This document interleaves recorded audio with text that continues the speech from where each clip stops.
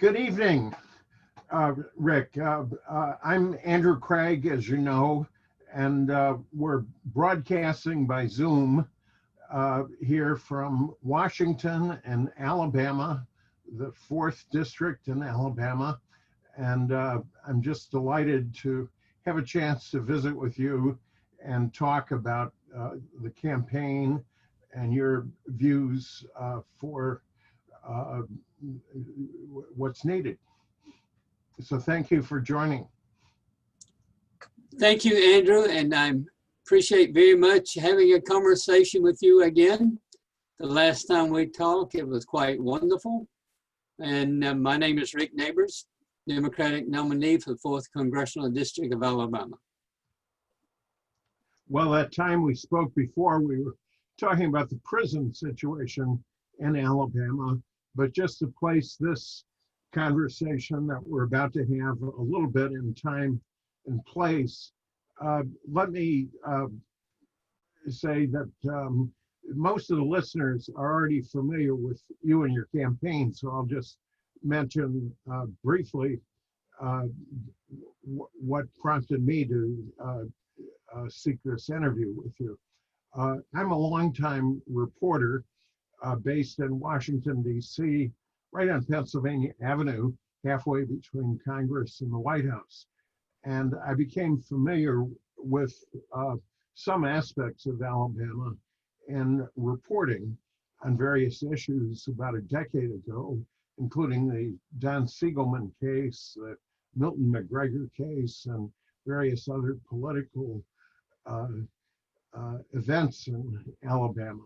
So I've since followed a situation, and your candidacy strikes me as quite interesting, and I'd like to ask some questions about your plans and hopes and how things are going, if that's okay. Yes, absolutely. Well, to begin with, most of the listeners know about the 4th District, which stretches across the state, avoiding most of the major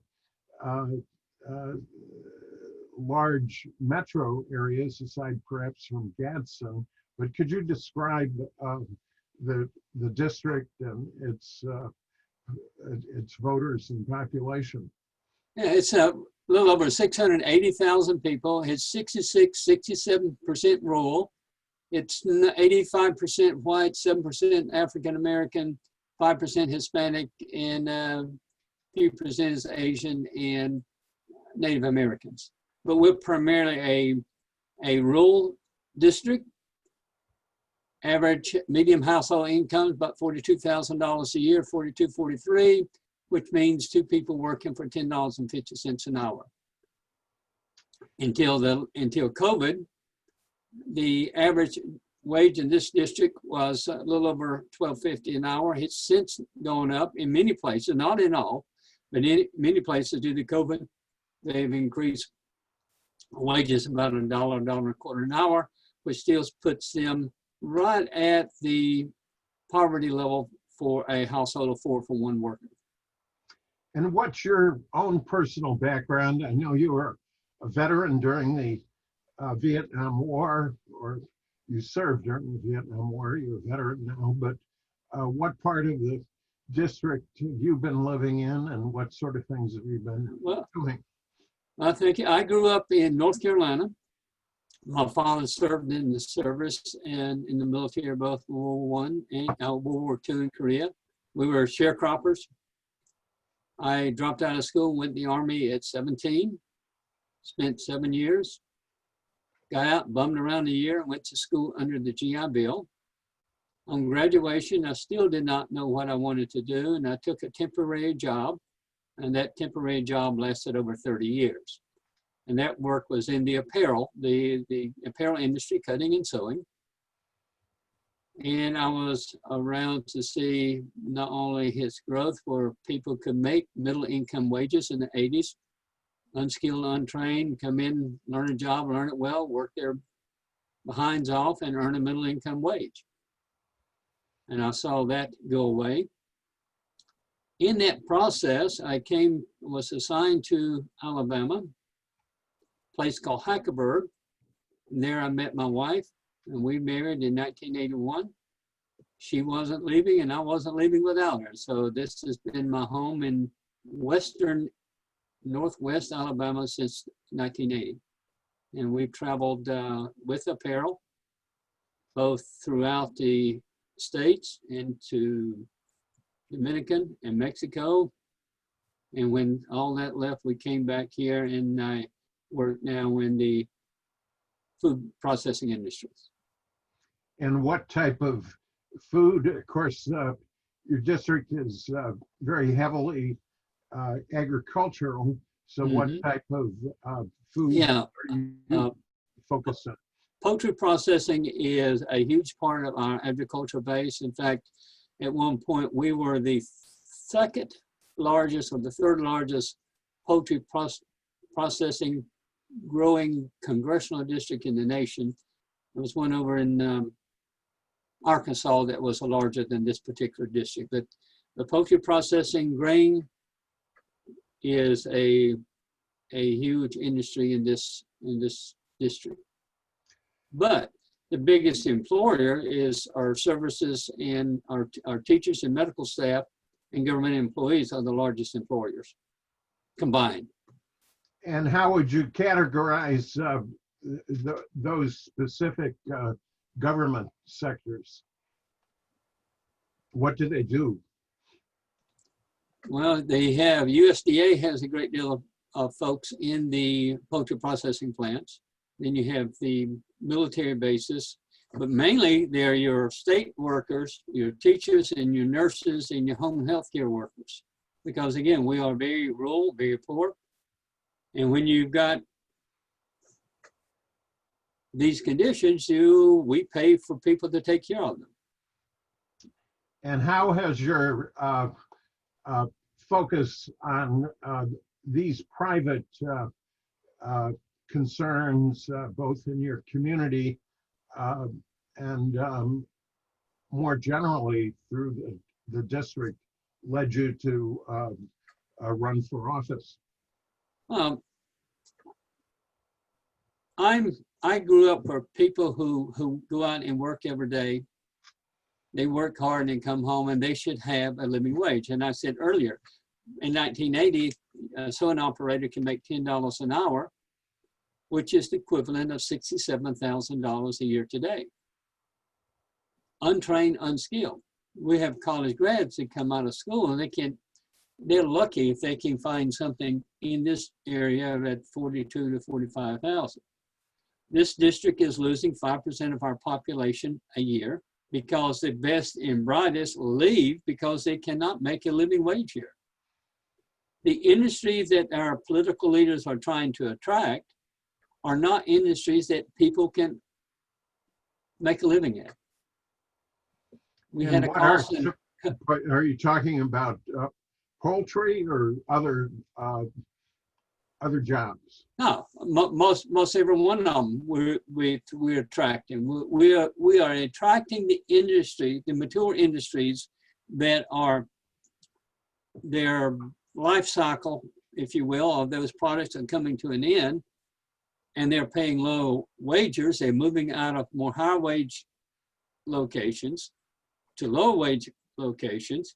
We get governors and state legislatures and congressional legislators, come to the South because we will work cheap.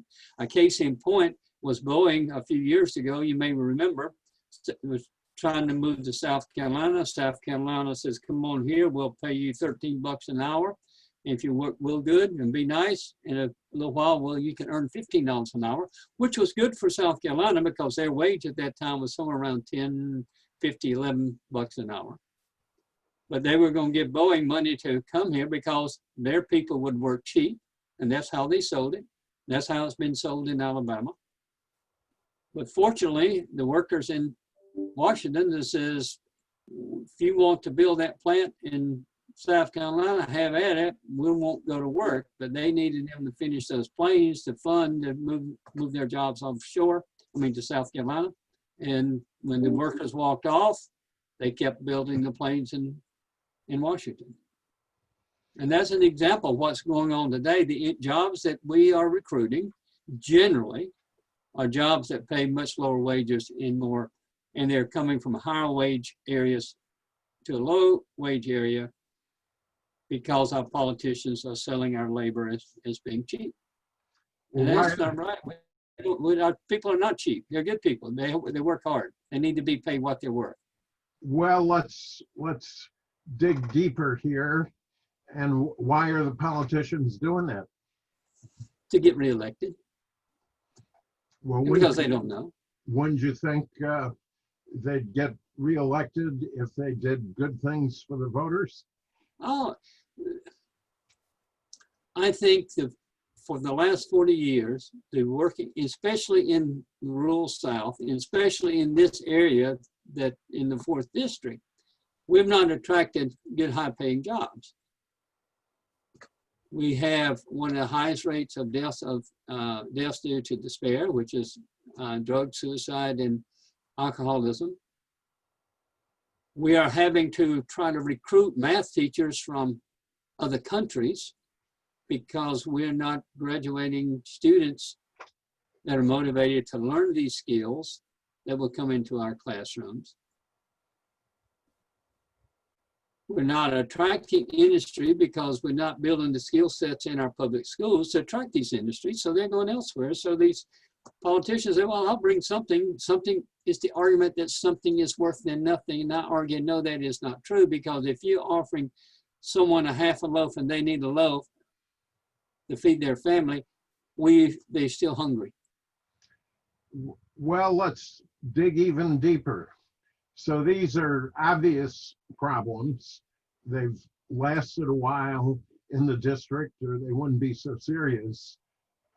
What is it that you can bring to solutions of let's start with this problem that other people can't when it's a long-term problem? And let's also say that while we might, it's a two-pronged question. What gives you the capability and vision to do something about it? And second, what can a member of Congress do? Well, I consider myself a problem solver. If you see something, find the root cause, look around for solutions, and then attract people to get those implemented. Case in point, in 2010, came across a program to build, a gentleman wanted to build compact fluorescent lights in the US. I worked out a plan at 400 operators at $20 an hour. I could not get to the gatekeeper to get a phone call. Hey, bring this. We want to bring this factory here in Alabama. I sent this stuff to Adderholt. I said, Adderholt, make a phone call, make sure this is a legit deal, and we'll raise the funds to build this factory. Adderholt wouldn't make the phone call. This year, when this issue with PPE and masks, we had volunteers that started sewing masks to fill the short-term need. We knew that was not sustainable. We located equipment and materials, and we could have set up a plant in the 4th Congressional District making $2.5 million masks a week. Again, it was the issue of funding that was sent to the Economic Development Councils, sent to the governor's office, sent to Washington, D.C. I said, folks, here's a plan. We need masks. If our people need masks, we can build the masks. It's going to cost $2.5 million to do it. Let's get it done. Only thing we got was press releases and speeches. And now that equipment is over 6 months delivery if we wanted to build it. So this is what I do. We got a problem. Let's go find it. Let's go build it. And let's go do it. That's what I bring. That's my background. Now, being as a congressman, what you get is a microphone. And I understand that. You get a place to raise an issue and raise the awareness. Folks, if we got these issues, we can solve that. We got Bishop Mountain still doesn't have potable water. They were told 3 years ago they would run a water line. Idaho told them that, said the money was there. You got Detroit and Lamar County. It's got, unless it fixes its water problem or someone comes up with a way to fund that project, you've got a community that's not going to lose its potable water. Well, let me ask you, if the solution is that obvious, why won't, in your view, Congressman Adderholt do something about it? My understanding is he was elected to Congress in 1996. He's been around longer than most people. He's on the Appropriations Committee, as one of the most senior 3 people in the Republican minority there. He's chairman of a important committee on a subcommittee on commerce, justice, science, and related agencies. And he's prominent on the agriculture subcommittee. Why won't he do these things if it's fairly simple and he's got the seniority to get things done? Because he doesn't live here. He owns a house here. He doesn't live here. He doesn't know this community. Now, he knows about Bishop Mountain because he told him in 2017 the funds were there. He doesn't know the people in Detroit. He comes here during election cycle, has an ice cream party on his lawn, on his house in Haleyville. He will come for some kind of event occasionally. He doesn't live here. None of his kids go to school here. He has no idea what these people go through. He's totally disconnected from the working men and women of this district. Well, my understanding, he lives in Northern Virginia, and you're saying his kids have gone to school there for a long time. Is that correct? None of his kids have gone to Alabama public schools, except this year, my understanding, one of his daughters had been accepted into Auburn. But as far as K through 12, none of his kids went to public schools. And that's why he doesn't know that in this rural district, we have schools with 20-year-old textbooks. That we have, I have a great-granddaughter that's using the same book that her father had when he went to the same school. My gosh. And that's terrible. And then we're talking about broadband. If we want rural Alabama to survive, to thrive, you have to hook up the rural broadband. He talks about rural broadband every election cycle. Yes, I understand we got some funds to the USDA to run some broadband cable, optic cable through certain urban areas. But that's not enough. We have to create, in the 21st century, we have to treat broadband like we did the Rural Electrification Act of the 1930s. It's essential. It's essential for the 21st century. And that means we got to run cable to the last house at the end of the longest road. Do it.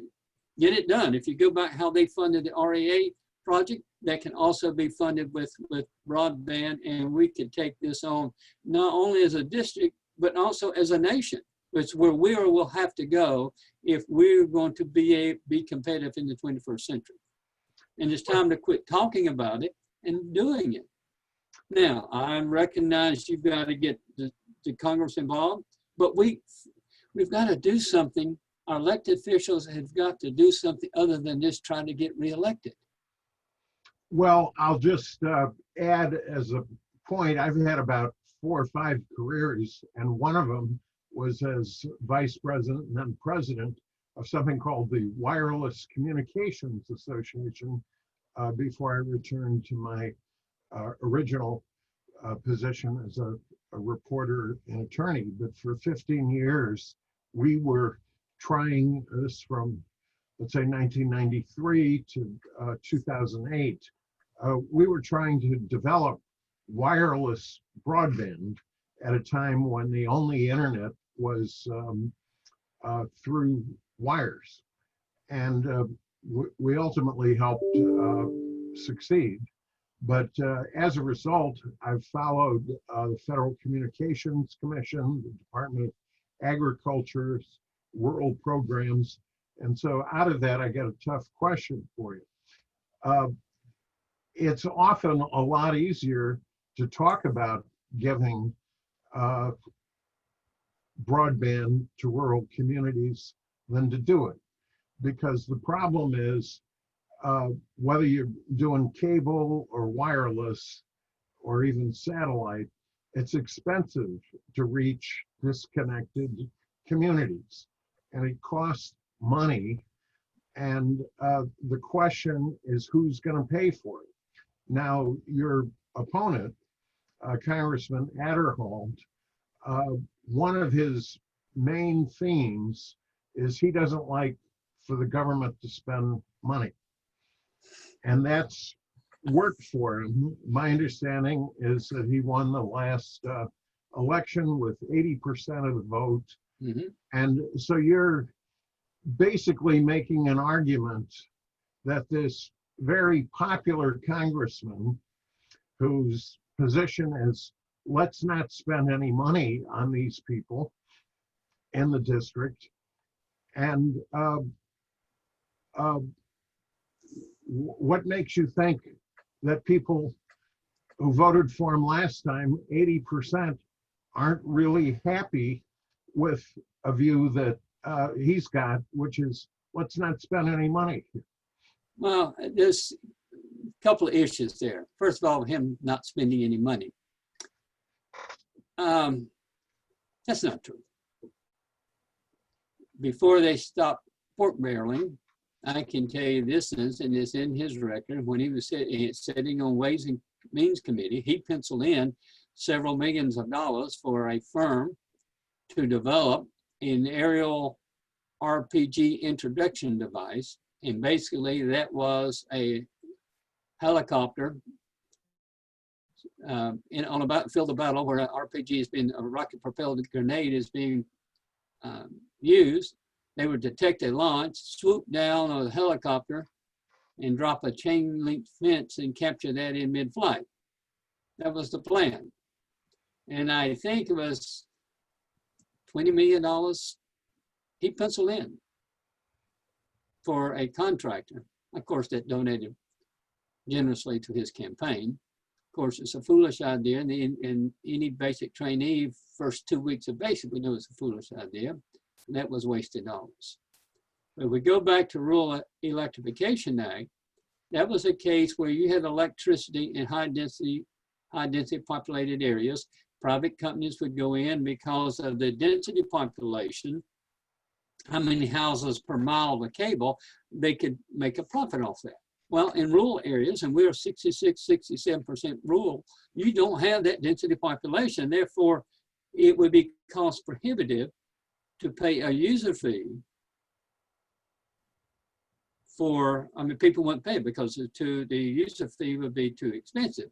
So the way that was handled in the 30s, they've got, rather than look at a short-term 2, 3 year, 4 year payback on that loan, they went to private lenders, and let's look at a 20, 30, 40 year plan on money that is collected through the taxes and through the user fees that pays that back. And that is how we've got electricity to every house in this country. So you can't use the same economic strategies you would for private industry when you're serving the public. But you've got to be thoughtful about that. You've got to be prudent about that. And you got to have a stable plan that people who you borrow the money from, that you can pay that back at a reasonable rate, not 15 and 20%, but a sustainable rate. And that way you're investing in your community, your neighborhood, and you are allowing them an opportunity to participate in the 21st century. Well, here's a similar issue, and please tell me if what your voters there in the 4th District think about this ongoing plan to gut the U.S. Postal Service. And, what's getting the headlines is the likelihood that they're going to delay vote by mail.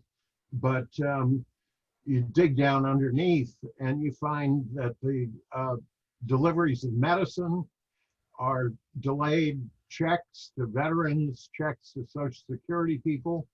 And if you dig deeper, as I have, I run the Justice Integrity Project here in Washington, an investigative reporting organization. And we look into it, and it's not just a temporary thing. In our view, it's a long-term plan to privatize the Postal Service, break the union that's part of it, and turn over package and postal deliveries to for-profit organizations like Federal Express that, of course, are going to charge much higher for rural delivery. And in fact, it's amazing. They're already out with their plans to really charge people in Alaska a lot more because it's so spread out, and it doesn't get any headlines. But how do your voters there feel about targeting the Postal Service and making them pay more in the long run because they live scattered addresses? As far as how they feel, I think with most of the, as you just said, it's not a big headline item because there's so much drama we're currently going through with COVID, with what's going on with the presidential races, schools. It has not got the reflection, I don't believe, that it deserves. Now, of course, folks know in our articles, in our Constitution, required a postal roads.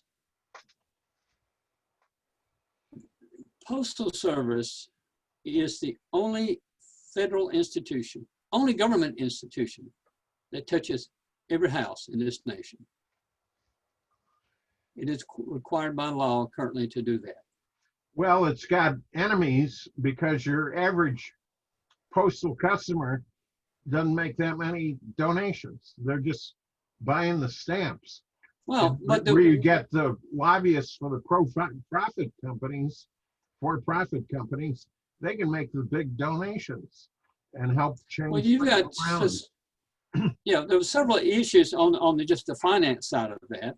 The internet, what we're using now, has replaced sending letters. Therefore, that cuts into the revenue. For people who have internet service and they can send an email rather than a postal letter. Well, here's in rural communities. Yeah. You still got to have that post office in the rural communities, and these rural communities is sometimes that postal service is their only contact with the broader world is through that mail carrier. There's something governments do that private industry can't. Private industry is there to make a profit. They have a private service and they sell that and you pay them and they go about their business. But a government is there to serve the people. It's not about whether they're making a profit or not. Now, should we be wasteful of that money? No, of course not. But you can, if you look at these postal service, it's a network to tie our nation together. It helped form our value system, our culture, and only because you had that mail carrier that went to these places and we were able to correspond. Well, it's right there in the Constitution. Ben Franklin made sure that it was one of the few businesses that's mentioned specifically in the Constitution as deserving of notice and support. Another one where I began my career is the newspaper business. And a few moments ago, we talked about getting headlines. Well, part of the problem is newspapers, including in Alabama, are in terrible financial shape, partly because of the internet. And I believe some of the major cities have gone to just publishing daily newspapers in Alabama just a few days a week, not daily. And so Actually, I was just looking at the alumni section earlier today of a newspaper where I spent 14 years, and it's really a lot of sad stories. It's in another state. It's the oldest newspaper in America, Richard Current in Connecticut. And it's just terrible what reporters are going through with all the cutbacks. But you're running for office, you're looking for news coverage, but there's very few newspapers that have staff that can afford to cover the news. So what do you do to get your message out? Well, and you take on that in this campaign with COVID, you got several areas. Yeah, you've got the newspapers are going away, the reporters are going away. We're consolidating our media, TV stations, both cable, where you used to have you can only own 2 or 3 newspapers and TVs. Now you can own as many as you want, and that is why I think we have resulted in so much polarization with news medias, because you're mainly just getting one or two stories, 1 or 2 or 3 views of the world, where 40, 50 years ago, you were getting different views, different opinions almost in every county. And that made for a diverse conversations, and people would then have to learn and become knowledgeable about the issues that were going on around them. We don't have that anymore. We just CNN says this, or Fox says this, or MSNBC says that. And that, in many cases, is the extent of our information, and whatever's on Facebook, we'll read those articles. I think that's very unfortunate. Well, it does create the polarization, the tribal rivalries, where people have trouble thinking of the facts, as opposed to just looking for information that helps their predetermined position. There's a great quote I encountered, and I wish I could think of who said it, but it was probably somebody like Mark Twain. And he said, the media can't tell you what to think, but they can tell you what to think about. And if they are constantly pointing at a theme, you may have contrary views, but you're thinking about it, when by reality, a lot of these topics that I encounter in Washington and elsewhere are not that important, but we're made to focus on it quite a bit. Well, let me move to another kind of hot topic these days. And this is even more hot button. But we now have a president who's maybe not quite getting the vote numbers of your rival, at least in the past, but he did pretty well in Alabama, and we're having some revelations from various people on various topics, and the big one last week was that he's privately telling generals and others that veterans are suckers, they're losers, and particularly if they get killed or captured, why would anybody do that? And he doesn't want anybody who's missing an arm or a leg marching in a veterans parade, because he thinks it's not a good look. How's that going over? First with you, but you got a lot of veterans in the 4th District. Do you get any feedback yet, or are the loyalties just ironclad for President Trump? I find the president's words disheartening. My father served, as I said, in World War II in Korea, my uncles. I served in Vietnam, my brother, my cousin. I go to the wall. I've been to the wall on several occasions in Washington, the Vietnam Memorial. And I've looked those names up on the wall, the men that I served with and I knew. And none of them are losers and suckers.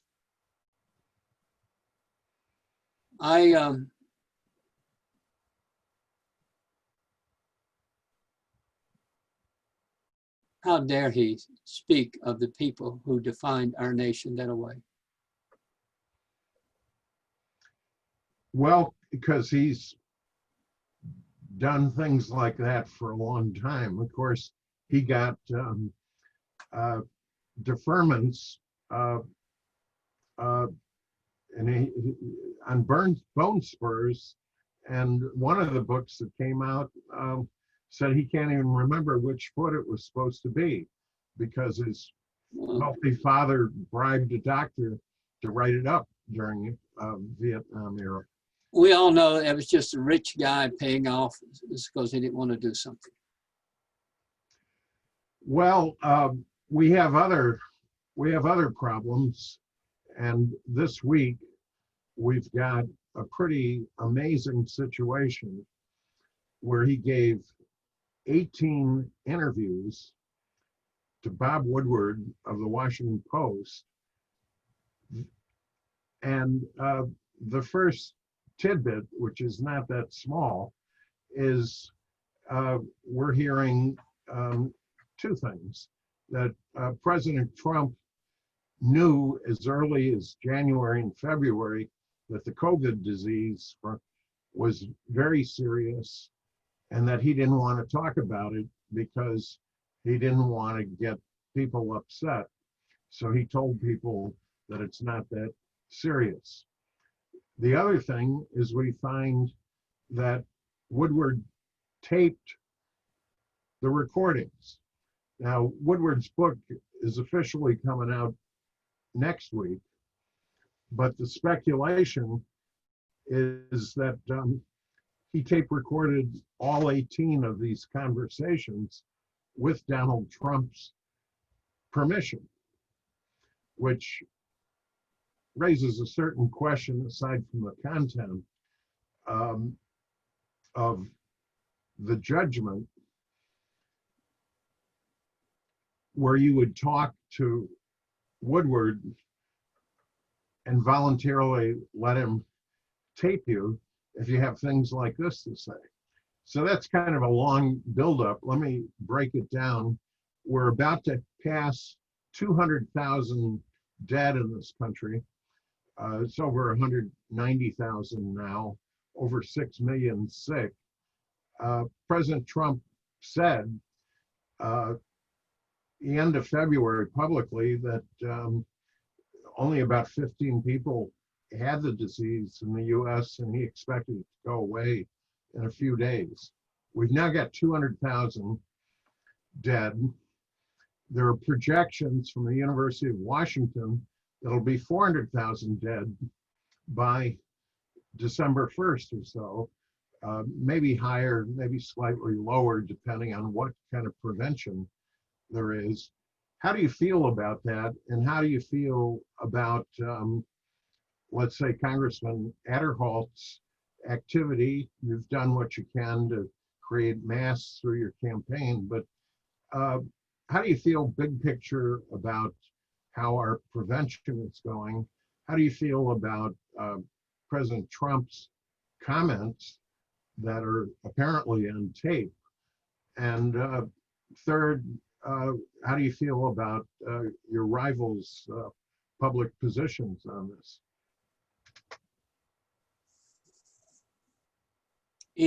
If a military officer intentionally, knowingly subjected their soldiers under them to death, he would have been court-martialed, brought up on charges, maybe even given the death penalty for such a blatant disregard and incompetence. Well, if it's one person and a lower ranking person, the public can focus on it. If it's 200,000, isn't the natural reaction to say, well, it is what it is, as President? No, I think during the Nuremberg trials, they call them crimes against humanity, did they not? That's correct.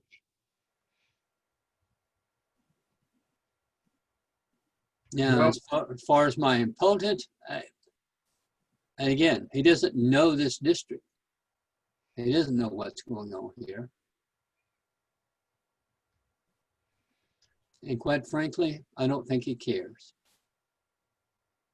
is Just he a as long veteran? as he gets reelected. Is he a veteran? No.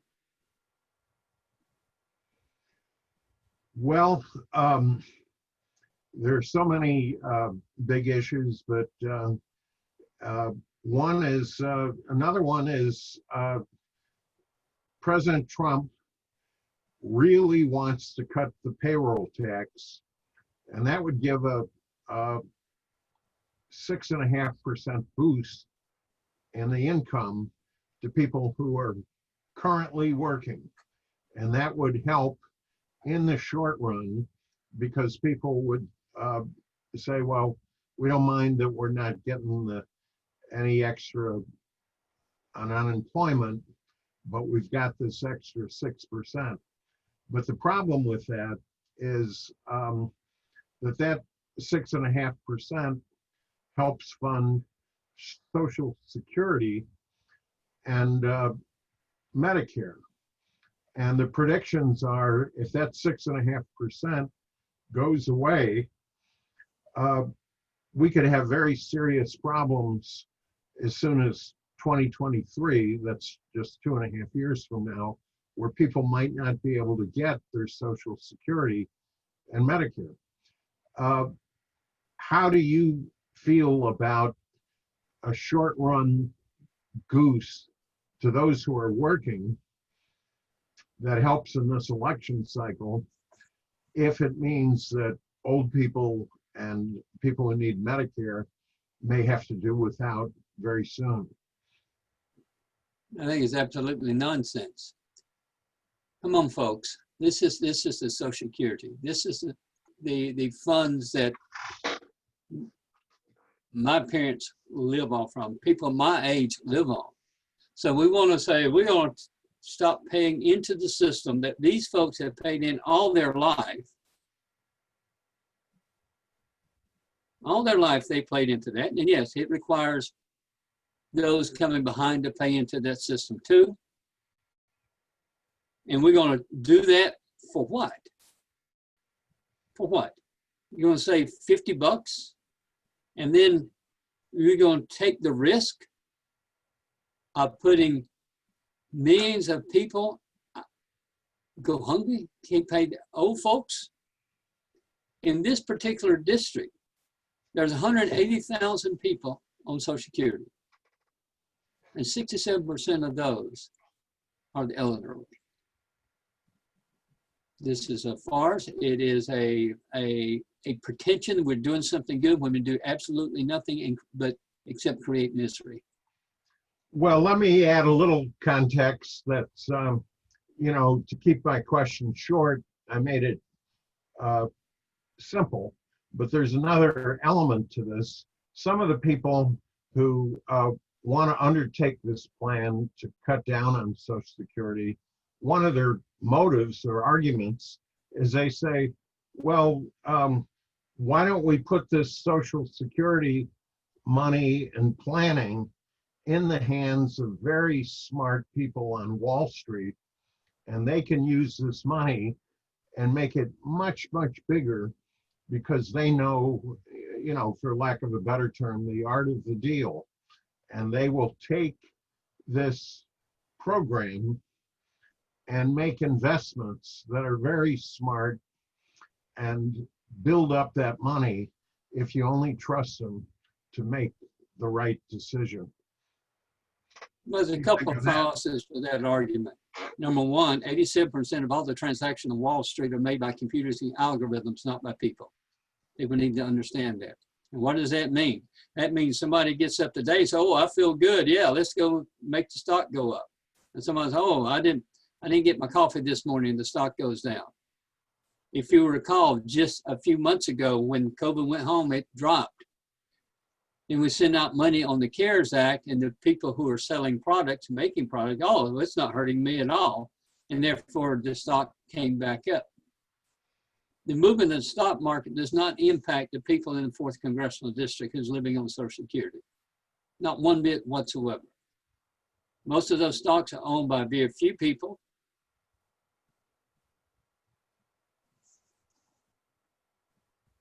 If Well, we think the stock market is so good, then I remind you folks again about the 2007-2008 financial crisis. I know people who lost all their life savings in that. Absolutely none. I want to put my good faith in the good faith of people of this nation living in Social Security, and you don't speculate that, you don't gamble with that in the stock market. Leave it where it is. well, thank you for that. I'm sure we could go on, and I hope we have a chance to visit again on these important issues. I will close with one that's probably not going to get you many votes because prisoners are not popular people. But there was an interesting story, and I believe you know about it, a series of long articles in the New York Times about the Alabama prison system. And I know that you've taken an interest in injustice, in conditions. Your state is famous for tough on crime, tough on prisoners. I will say, though, it's interesting that some of the leaders, like Mike Hubbard and some others in the legislature, had to leave early because of crime. But to get to the point, this is an issue that's attracting not simply nationwide attention in the New York Times, but for the Justice Integrity Project, I was looking for a good picture on the internet of a young Alabama man. I believe his last name was Rust, or maybe Randy Rust, and he was a prisoner who was being constantly threatened by gangs in prison, and his parents had to keep paying money to these criminals, or they'd threaten to beat him up. And I was looking for a good picture of him, and I found a great picture, and it happened to be in a newspaper in Bangladesh, one of the poorest parts of the world. It's over, as you know, on the shores. It's part of the Indian subcontinent, and just, you know, very impoverished place. And they reran this New York Times story, and they had a nice picture of this young white man who was just living an awful existence in the Alabama prison system. So it's you never know who's going to be interested in what story, but Alabama has gotten notorious for its prison system. And what might you say about that? I'm sure the people in your district are law-abiding, and maybe most of them are inclined to think people deserve what they get if they're in prison, but probably not everybody. What do you think? I think we don't need more prisons, we need less prisoners. One of the issues that in February, I was at a conference or a meeting, and you had these several candidates running for district judges. One lady spoke about a program she was working on with 8 and 9-year-old kids, an intervention program, so that when they got older, they wouldn't end up in that prison pipeline. and talking about the success they were having there. You had another judge who was running for re-election. He said that he was thinking about giving longer prison sentences because primarily young black men would come in, get in trouble. They had no skills and no training. They would get in trouble. He would send them to jail, to prison. They would get out on an early out for good behavior. They had no skills, no training, couldn't get a job. They get back in trouble. They come before him. They give them another sentence. They go to jail, get out on good behavior, no job, no skills, get in trouble, and you keep repeating this cycle. Now, he was frustrated, but he said the only tool that he could stop this recidivism rate was just give them longer sentences. And I'm sitting there, my mind agape, and I said, I think that's how you don't solve the same problem with the same thinking that created it. The problem is not prison sentences. The problem is lack of skills, lack of jobs, and lack of opportunities for hope. We address those, then we will solve this prison pipeline and we will reduce the need for these prisons. And what does that mean? You got to start in reinvesting, fully funding our public education systems. We don't need people in Montgomery nor people in Washington to tell them that classroom what is best for that child. The person who knows best for that child is that classroom teacher. Let them do their job. They're well trained. We need to well pay them for that, and we need to fund them with the resources so our children will have an opportunity to succeed as adults in this country. That's where we start there. And then for crying out loud, we have some people that have difficulties and they need mental health assistance, not a prison cell. And because we shut down the mental health deals, or what do we do? I understand the frustration. I understood the frustration of this judge that was saying the only thing he needed to do was give longer sentences. But that's not the problem. To find the root cause and then deal with the root cause, and then we won't need these prisons because we will have less prisoners. Yes, that's a pie in the sky, folks. That's the truth. Beating people up, taking away people's liberty is not going to solve this problem because they still have no skills and no job. Until we address those, when we address those, then we address this problem. And the problem exists not because of people bad, but because we have failed people in our communities. That's why we have this problem. Well, that seems like a very fitting way to end this interview. I know your time is valuable, and the listeners like to hear things in shorter segments. I used to host a radio show for 7 years. It's called Washington Update, and it had some tremendous thinkers, public officials, authors, and certainly your comments are in that tradition. And maybe we'll restart it more formally. But for now, I want to thank you for being my guest on this segment here, and hope to talk to you again on another occasion. And there's much more to talk about. Thank you, Andrew, for having me, and my pleasure being here. It's my pleasure too.